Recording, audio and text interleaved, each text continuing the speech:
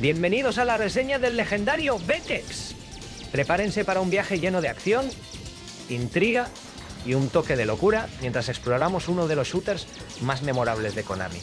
Desde su lanzamiento en 1991, Vexx ha dejado una huella imborrable en el mundo de los videojuegos con su jugabilidad desafiante, su impresionante diseño visual y su peculiar estilo.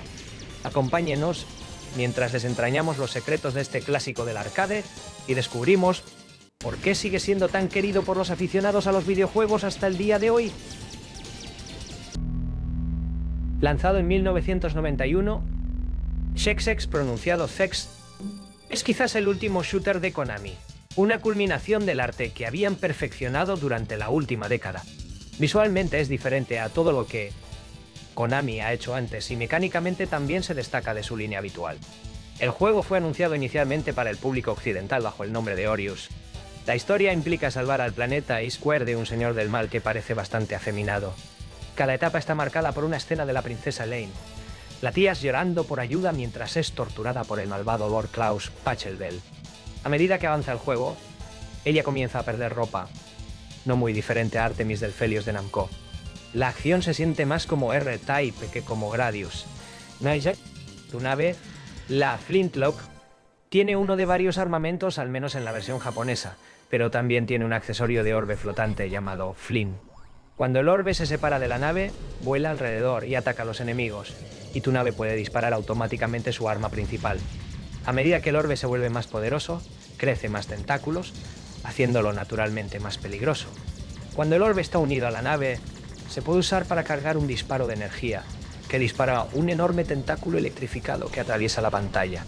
Las armas principales consisten en el rayo fotónico, un láser estándar, el láser terrestre, que dispara hacia abajo y se mueve por la superficie, similar a un arma de R-Type.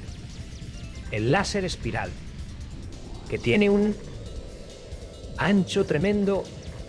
El láser guiado dispara un láser único hacia adelante, así como otros dos haces que se curvan hacia arriba. Cada una de las 7 etapas del juego está magníficamente detallada, con un tema único e increíbles efectos técnicos para acompañarla. La primera etapa tiene lugar en algún tipo de planeta de cristal, con un hipnótico fondo verde. La segunda etapa está llena de orbes de colores, algo así como los diagramas de moléculas de las clases de ciencias, que se separan del escenario, giran y tratan de chocar contra tu nave. La tercera etapa es contra el telón de fondo rosa de un planeta alienígena, entre islas flotantes con agua suspendida y una pequeña luna que gira en el fondo. La cuarta etapa es una pesadilla biológica, con paredes que se mueven y se deslizan hacia adelante y hacia atrás. Esto más tarde formaría la base de varias otras etapas en los juegos de Gradius. La quinta etapa parece un simulador de realidad virtual, con el jefe de nivel usando un escudo que tiene un retrato poligonal de una cabeza que habla en un lenguaje confuso. La sexta etapa continúa con tu nave saltando dentro y fuera del hiperespacio, luchando contra enemigos en el camino. La séptima etapa comienza contra el telón de fondo de una galaxia, hasta que el fondo se dobla hacia un lado, un efecto increíblemente genial, mientras eres transportado a la entrada del crucero de batalla final. Por supuesto, siguiendo la tradición de R-Type, Gradius Vexx es increíblemente difícil. En la versión japonesa, la Flintlock solo puede recibir un golpe antes de morir, enviándote de regreso al punto de control más reciente. Después de morir, tu nave destrozada se reensambla en una sola pieza y comienza una nueva vida. Un efecto desechable que se ve notablemente genial. La dificultad aumenta a partir de la tercera etapa y no disminuye hasta el final, lo que lo hace particularmente brutal, especialmente porque no hay potenciadores de escudo ni nada para absorber las balas enemigas. La versión mundial, sin embargo, cambia bastante las cosas. Solo tienes una vida, pero la Flintlock puede recibir varios golpes, indicado por una barra de energía en la parte superior de la pantalla. Cuando se agota, la nave explota y debes continuar, pero resucitarás justo donde lo dejaste. El sistema de puntos de control ha desaparecido por completo. Hay una opción para 2 jugadores simultáneos, con el segundo jugador pilotando una nave con un esquema de colores naranja. Esto podría parecer que haría las cosas menos frustrantes, y lo hace, pero también eliminaron casi todo el sistema de armas. Solo obtienes el láser estándar, que se puede mejorar a algunos niveles y misiles teledirigidos y eso es todo. Además, la funcionalidad de disparo rápido ha desaparecido por completo. Claramente es el juego inferior. La versión mundial también presenta texto en inglés, aunque las voces en off siguen siendo en japonés, y títulos reales para los niveles. En la versión japonesa, cada nivel comienza con el texto "carga al enemigo". También hay algunas cosas extrañas sobre el juego. Al obtener un Game Over, obtienes una lectura de la fortuna al estilo japonés. En el final, la Flint es enviada al planeta, donde se transforma en un hada desnuda, y luego se dirige a los créditos finales, que presenta versiones súper deformadas del personal rebotando por la pantalla.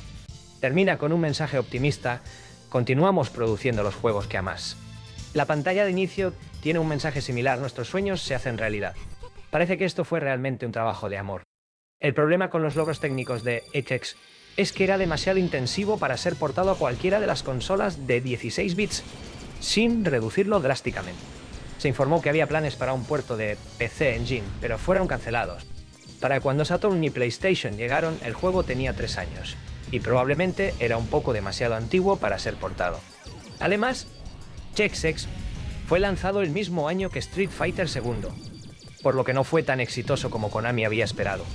La compañía no publicó otro shooter arcade hasta G, Okuju Parodius, lanzado 3 años después. Durante años, lo más parecido que alguien consiguió fue una etapa de minijuegos en Ganbare Goemon 2 para el Super Famicom, donde podías jugar una variación de la segunda etapa en una pequeña ventana. Incluso esta versión reducida presenta grandes cantidades de ralentización. Había planes para un puerto al PlayStation 2 como parte de la línea Oretachi Jisen Soku de Hamster, al igual que Thunder Cross, pero también fue cancelado. En su lugar, Konami lo lanzó ellos mismos en la colección Salamander portable para la ESP en 2007. Es más o menos perfecto en cuanto a la arcade, incluidas las opciones para relaciones de píxeles perfectas o una pantalla estirada y ampliada para que quepa toda la pantalla. Utiliza la versión japonesa del juego. Gracias a Dios. Y con eso concluimos nuestra reseña de XX. Esperamos que hayan disfrutado del viaje tanto como nosotros. No olviden dejar sus comentarios, suscribirse para más contenido y por supuesto mantener vivos esos recuerdos de la era dorada de los videojuegos. ¡Hasta la próxima!